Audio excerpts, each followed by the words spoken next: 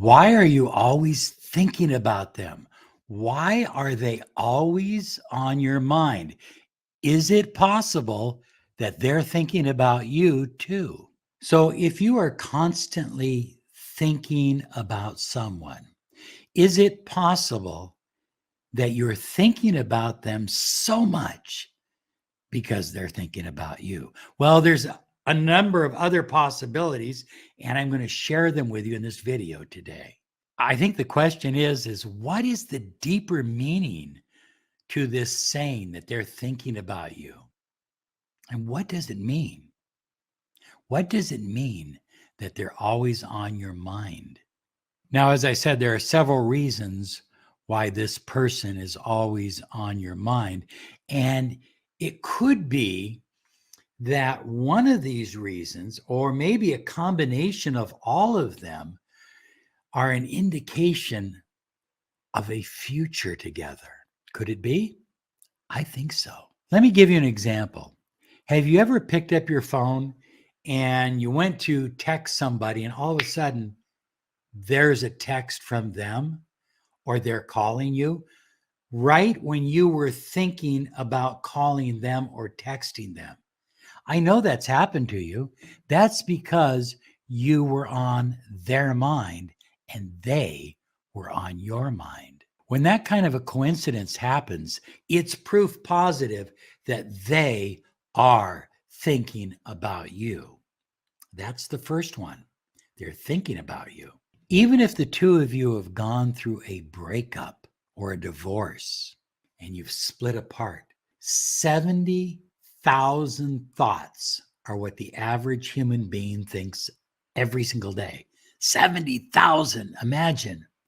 And the majority of those thoughts are the same ones we thought yesterday and the day before and the day before. So even if the two of you have been broken up for 3 months, 6 months, a year, 2 years, it's very possible that you are still on their mind because you're part of their thought habit. You're part of their daily thought process.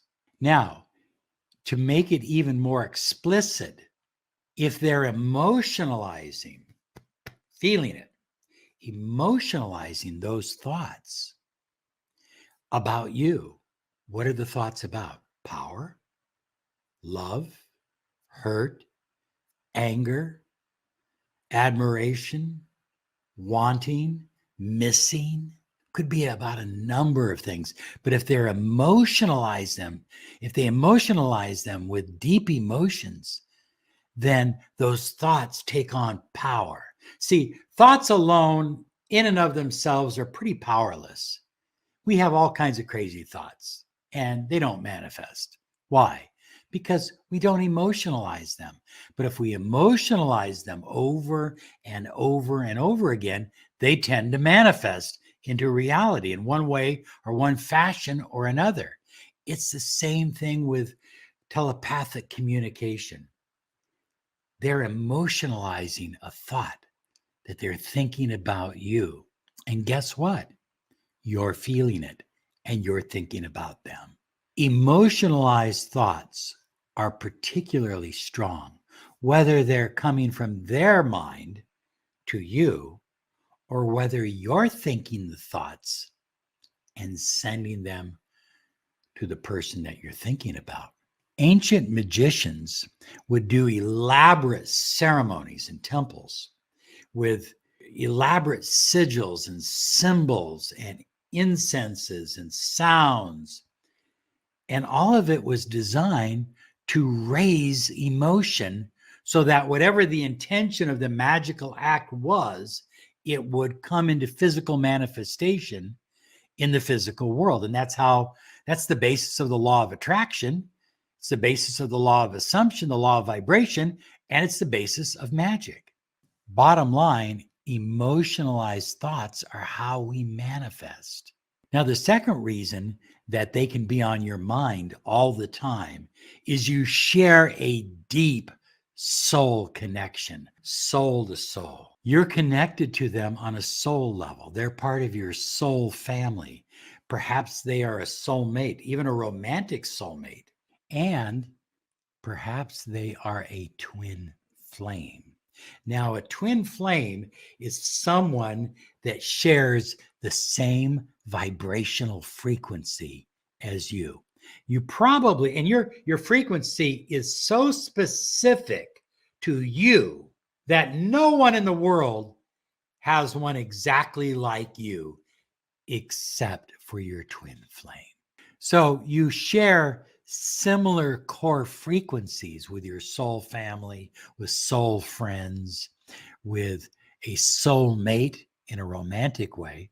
It's a similar core frequency, but with a twin flame, it's the exact same frequency. If you want to find the secret to the universe, think in terms of energy, frequency, and vibration. Nikola Tesla. Everything, everyone in the universe has a core frequency. And so people that you share similar core frequencies with, it's very possible that you're also sharing thoughts that they are on your mind. Now, if it's a soulmate and you have a very, very close core frequency, it's a romantic soulmate, well, your frequency isn't exactly the same, but it's close enough that you're going to be on their mind all the time, and they're going to be in your mind most all the time as well. And if it's a twin flame where the two of you share the exact same frequency, well, enough said. I mean, you're going to be thinking their thoughts and they will be thinking yours most all the time. I think this is good news for people who have gone through a breakup or who are being ghosted, because sometimes what happens is the person has a core frequency, but they've also had life experiences that cause them pain or trauma.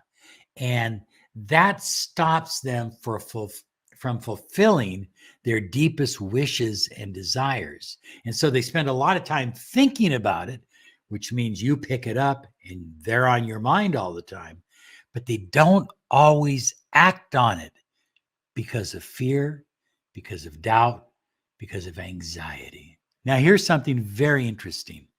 Even if you have not met them, they may still be on your mind all the time. You may feel that there's someone that you need to meet, a soulmate, a twin flame, and that the two of you are in deep connection, deep alignment. They're on your mind all the time, but you haven't met yet. The funny thing is when you do meet, and you will, it will feel like you've always known them. You will sit down to talk with them and you'll go, where do I know you from? Did you go to this school? No. Did you live in this town? No. But you feel like they're part of you and you're part of them. You just know that you know that you know. Now, the third one is that you are sending them thoughts and that they reflect those thoughts back to you. They pick up on your thoughts. And so this is important, especially if you've gone through a breakup and the person needs space. If you're thinking about them all the time, it could be because you're sending them thoughts. You're thinking about them, and then they're thinking about you, and you're really not giving them any space. You're giving them physical space, but you're not giving them any vibrational space. And the fourth reason, of course, is that you truly love this person and you can't imagine thinking about anyone else or anything else. It's the most important thing in your life. And so you think about it all the time. And your thoughts are generating thoughts. And oftentimes, when you love someone, it's a combination of all the previous three reasons why they're on your mind. Here's something you might consider. Send them a thought. Sit down, pencil and paper, and write out a thought that you would like to send them. And then think about it every night when you go to bed. And when you wake up in the morning, think about it again as you are waking up and send them that thought and see what starts to come back to you. I think you will be amazed, especially if you send them this thought: you are happy, healthy, and wealthy. Send them that thought. Watch what happens.